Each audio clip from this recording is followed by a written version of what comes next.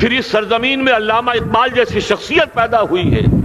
یہ ساری چیزیں جو ہے یہ در حقیقت اشارہ کر رہی ہیں کہ یہ ملک مشیت ایزدی کے کسی طویل سلسلے کی ایک کڑی ہے. اور وہ سامنے آ گیا تھا کہ سن 47 میں یہ قائم ہوا ہے، اور پورے 9 مہینے بعد 14 اگست اور 13 مئی، 14 اگست سن 47 اور 13 مئی سن 48، پورے 9 مہینے بعد اسرائیل عالم وجود میں آ گیا. اللہ تعالیٰ نے اس عالمی بیماری، اس کے لیے جو علاج ہے وہ پہلے پیدا کیا ہے. جیسے کہ حدیث میں آتا ہے ما انزل اللہ من دائن الا انزل لہ دوان، اللہ تعالیٰ نے کوئی بیماری ایسی نہیں اتاری کہ جس کا علاج بھی نہ اتار دیا ہو. اور جیسے کہ ماں کی چھاتیوں میں بچے کی ولادت سے پہلے دودھ پیدا ہو جاتا ہے، اس کی غذا کا بندوبست پہلے ہو جاتا ہے، اسی طریقے سے اسرائیل کا جو فتنہ اٹھنے والا تھا اس کی سرکوبی کے لیے پاکستان وجود میں آیا ہے. اور آج وہ مرحلہ آ گیا ہے تاریخ کا ایک عظیم موڑ. آپ دیکھیں گے کہ بڑی مشابہت پیدا ہو گئی ہے. ایک طرف بظاہر امریکہ کی مرضی کے خلاف اسرائیلی وزیر اعظم نیتن یاہو وہ بڑا ایک غرور کا اور بڑے تکبر کا مظاہرہ کر رہا ہے، اور وہ پورا پیس پروسیس جس پر نہ معلوم کتنا وقت صرف ہوا تھا، کتنی محنتیں ہوئی تھیں، کتنے راؤنڈز آف ٹاکس ہوئے تھے، کبھی واشنگٹن میں ہوئے ہیں، کبھی اوسلو طرز کا کوئی معاہدہ ہوا ہے، کبھی پھر اور اس کے بعد پیشی ہوئی تھی میڈرڈ کے اندر بھی، لیکن وہ سارا پیس پروسیس جو ہے اس کی دھجیاں کر رہا ہے. وہ وقت بالکل قریب نظر آ رہا ہے کہ یروشلم کے مسئلے پر وہاں بٹی دہک اٹھے گی. اور احادیث نبویہ میں جو خبریں دی گئی ہیں کتاب الملاحم کی احادیث میں معلوم ہوتا ہے کہ اب اس کا آغاز ہونے والا ہے. نیتن یاہو کو امریکہ کے خلاف جانے کا اصل میں حوصلہ کیوں پڑ رہا ہے؟ اس لیے کہ اسے معلوم ہے کہ فرنگ کی رگیں جہاں پنجہ یہود میں ہے، چاہے کلنٹن ہو یا کلنٹن کا باپ ہو، یہودی لابی وہاں کی اتنی مضبوط ہے، کانگریس میں اور سینٹ میں ان کا اتنا اثر ہے کہ کوئی بھی وہاں شخص بڑے سے بڑا طاقتور اور بڑے سے بڑا اختیارات کا حامل اسرائیل کی مرضی کے خلاف نہیں جا سکتا. یہی معاملہ یہاں نظر آ رہا ہے. بظاہر تو ناراضگی کا اظہار ہوا ہے، لیکن یہ بات اب تو کھلتی چلی جا رہی ہے. حقیقت یہ ہے کہ یہود اور ہنود کا بڑا گہرا لنک قائم ہو چکا ہے، اور یہ بھٹیاں اب دونوں طرف دہکیں گی. میں اس سے پہلے بارہا کہہ چکا ہوں، ملت اسلامیہ تقریباً 150 کروڑ افراد پر مشتمل ہے، لیکن اس میں سے تقریباً 20 کروڑ عرب ہیں. ان کو اللہ نے خصوصی فضیلت دی تھی. یہ تھے کہ جن کی زبان میں قرآن نازل ہوا، خود محمد عربی صلی اللہ علیہ وسلم عرب تھے، انہیں جو فضیلت عطا کی تھی. لیکن بدقسمتی سے اس دور میں آ کر بھی انہوں نے آزادی حاصل کرنے کے بعد بھی اپنا قبلہ درست نہیں کیا. کسی نے ماسکو کی طرف رخ کیا، کسی نے واشنگٹن کا رخ کیا، اللہ اور اس کے رسول کی طرف رخ نہیں ہوا. واقعہ یہ ہے کہ مجرم ہیں.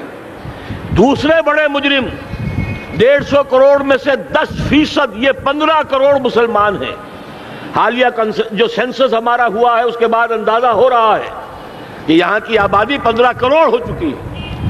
10% امت مسلمہ کا مسلمانان پاکستان ہے، اور یہ اس اعتبار سے کہ اسلام کے نام پر ملک بنا کر نصف صدی گزار چکے، لیکن یہاں پر اسلام کا بول بالا نہیں ہوا، کتاب و سنت کی بالادستی پر اعلان نہیں ہوا.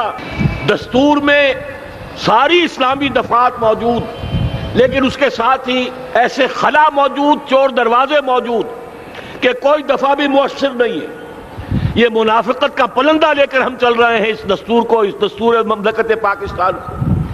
لہذا واقعہ یہ ہے کہ یہ بھٹی جو ہے اب ہماری آزمائش کے لیے آگ آد ابراہیم ہے، نمرود ہے. کیا کسی کو پھر کسی کا امتحان مقصود ہے؟ اسی لیے میں نے وہ آیت بھی آپ کو سنائی، وَلَنَّبْلُوَنَّكُمْ بِشَيْءٍ مِّنَ الْخَوْفِ وَالْجُوعِ. آج کی صورتحال پر غور کیجئے، کس درجے یہ الفاظ ہمارے جو ہیں وہ ثابت ہو رہے ہیں اور جس اپلائی ہو رہے ہیں. ایک خطرہ پیدا ہو چکا ہے. واقعہ یہ ہے کہ کوئی کرائسس ہو، کوئی خطرہ ہو، کوئی اندیشہ ہو تو قوم جاگ جایا کرتی ہے.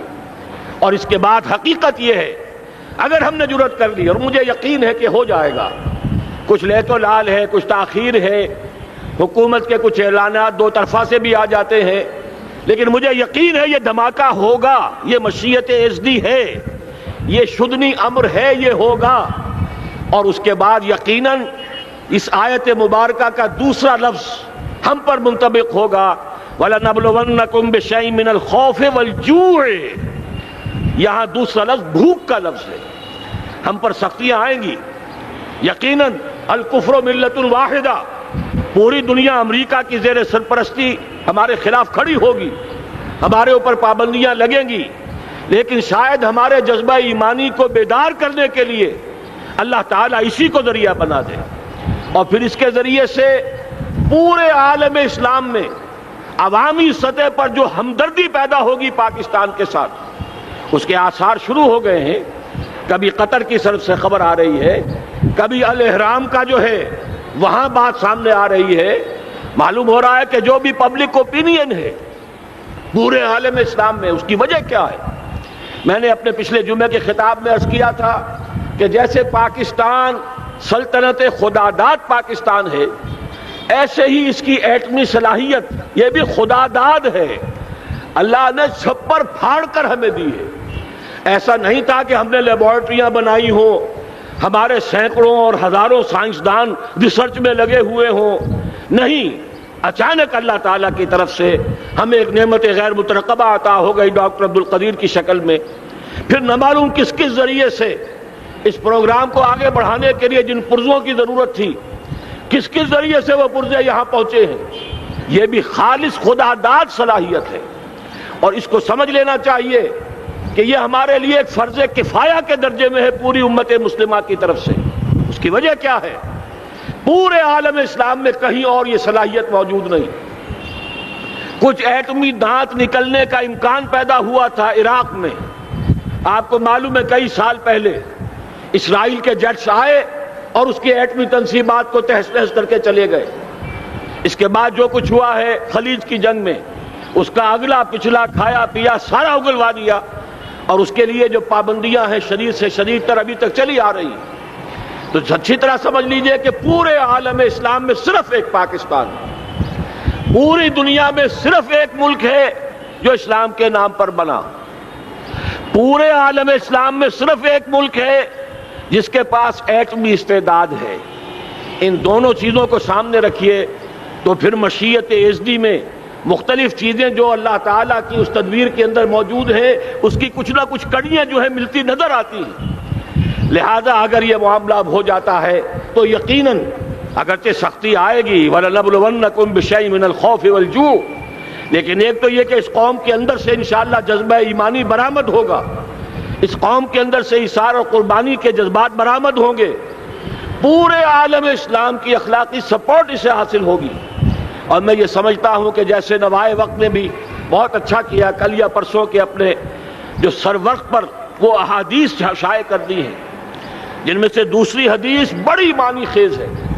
حضور نے فرمایا اصابتان احرزہم اللہ من النار، دو لشکر ایسے ہیں کہ جن کو اللہ تعالیٰ نے جہنم کی آگ سے چھٹکارے کا پروانہ دے دیا، وہ لشکر جو ہیں وہ جہنم کی آگ سے چھٹکارا پا گئے، احرزہم اللہ من النار۔ وہ دونوں لشکر کون سے ہوں گے؟ اصابت یغزو الہند، ایک وہ کہ جو ہندوستان پر حملہ آور ہوگا، اور دوسرا وہ جو حضرت مسیح علیہ السلام کے ساتھ جبکہ ان کا نزول ہوگا، اور اللہ تعالیٰ ایک مجدد، اس آخری دور کے مجدد کی حیثیت سے حضرت مہدی کو بھی ہمارے درمیان میں سے اٹھائے گا، اور پھر جو آخری فیصلہ کن جنگ ہوگی الملحمۃ العظمیٰ، اس کے لیے یہاں سے فوجیں جائیں گی ان کی مدد کے لیے۔ اب ان دونوں فوجوں کو ایک حدیث میں جمع کرنے سے اندازہ کر لیجئے کہ اس کا مطلب کیا ہے۔ یہ علاقہ پاکستان اور اس سے ملحق افغانستان، یہ علاقہ ہے کہ جو اسلام کا گہوارہ پہلے بنے گا، یہاں سے فوجیں جائیں گی، اور دائیں بھی اور بائیں بھی، مشرق میں بھی اور مغرب میں بھی، اور یہیں سے انشاءاللہ تعالی اسلام کا جو عالمی غلبے کا جو وعدہ ہے اللہ کا، کی خبر دی ہے محمد الرسول اللہ صلی اللہ علیہ وسلم نے لا يبقى على الارض بیت وبر ولا مدر الا ادخلہ اللہ کلمۃ الاسلام، اس روئے ارضی پر کوئی گھر بچے گا نہ خیمہ بچے گا جس میں اللہ تعالیٰ کلمہ اسلام کو داخل نہ کر دے۔ وہ حدیث کے جس کے بارے میں فرمایا گیا، حضور نے ارشاد فرمایا، حضرت ثوبان سے روایت ہے کہ اللہ تعالیٰ نے میرے لیے ساری زمین کو سمیٹ دیا۔ ان اللہ زوالی الارض فرأیت مشارقہا و مغاربہا، میں نے اس زمین کے سارے مشرق دیکھ لیے، سارے مغرب دیکھ لیے، لیکن یہ جان لو ان امتی سیبلغ ملکہا ما ظل لی منہا، میری امت کی حکومت ان تمام علاقوں پر قائم ہو کر رہے گی جو پوری زمین کو لپیٹ کر مجھے دکھا دیے گئے۔ یہ وعدہ پورا ہونا ہے، اور اس وعدے کا نقطہ آغاز یہی سرزمین، اور جیسا کہ ہمیں افغانستان میں آثار نظر آ رہے ہیں، ایک خالص دینی مذہبی حکومت قائم ہو چکی ہے۔ افغانستان کا 80% علاقہ امن کا گہوارہ بن چکا ہے، علماء کی وہاں قیادت ہے اور حکومت ہے۔ یہ پاکستان اور افغانستان مل کر، جیسا کہ آپ کو یاد ہوگا میں نے جب تجویز پیش کی تھی کہ حکومت پاکستان فوراً تسلیم کرے طالبان کو، اللہ کا شکر ہے، میں یہ نہیں کہتا کہ میرے کہنے کی وجہ سے ہوا، لیکن بہرحال اللہ کا فضل ہوا کہ چند دن کے بعد ہی حکومت پاکستان نے تسلیم کر لیا طالبان کی حکومت کو۔ میری دوسری تجویز ابھی پینڈنگ ہے، پاکستان اور افغانستان کا کے درمیان کانفیڈریشن قائم کیا جائے۔ یہ ملک دونوں مل کر واقعتاً، کہ ایک نے واقعتاً 15 لاکھ سے زیادہ جانیں دے کر مرنا سیکھ لیا ہے، اور جو قوم مرنا سیکھ لے اسے کوئی مار نہیں سکتا، اسے کوئی شکست نہیں دے سکتا، اور ایک وہ قوم ہے پاکستان میں کہ جو 400 سال کی تجدیدی مسائی کے اثرات کی امین ہے، یہ اس کا تراث علمی ہے، چاہے وہ تحریک حضرت مجدد الفسانی کی تھی، چاہے وہ علمی تحریک شاہ ولی اللہ کی تھی، چاہے وہ تحریک جہاد سید احمد بریلوی کا تھا، چاہے اور جو بھی رجال عظیم پیدا ہوئے ہیں 14ویں صدی ہجری میں، ان سب کے اثرات یہاں موجود ہیں۔ یہ چیزیں مل کر وہ طاقت بنے گی کہ یہاں سے اسلام پھر پھیلے گا، مشرق کی طرف بھی مغرب کی طرف بھی۔ اصابۃ تغزو الہند و اصابۃ مع عیسیٰ ابن مریم، یہ چیزیں جو ہونی ہیں الحمدللہ میں سمجھتا ہوں کہ اب تیزی کے ساتھ حالات اس رخ پر جا رہے ہیں۔ کہیں فرمایا ان ینصرکم اللہ فلا غالب لکم، اگر اللہ تمہاری مدد کرے تو کوئی تم پر غالب نہیں آ سکتا، وَإِن یخذلکم، اور اگر خدا نہ خواستہ اللہ تعالیٰ ہی اپنی مدد تم سے کھینچ لے، واپس لے لے، سلب کر لے، ان یخذلکم، تمہیں چھوڑ دے، فمن ذا الذی ینصرکم من بعد، تو پھر کون ہے جو تمہاری مدد کر سکے گا۔ اس مرحلے پر سیاسی جماعتیں اپنی جو ان کا مزاج ہے اس کے مطابق چاہتی ہیں کہ کیپٹلائز کریں، پولیٹیکل مفادات حاصل کریں۔ بہرحال میرے نزدیک ایک کنسنسس ہونا چاہیے، ایک نقطے کا دھماکہ ہونا چاہیے، اور نمبر 2 اللہ اور اس کے رسول کے ساتھ صلح اور اللہ کی مدد کی ضمانت حاصل کرنے کے لیے کتاب و سنت کی ٹوٹل بالادستی، پورے دستور پاکستان میں کوئی شے اس کے منافی ہو اس کو نکال کر باہر کر دیا جائے، نفاق سے پاک کر دیا جائے۔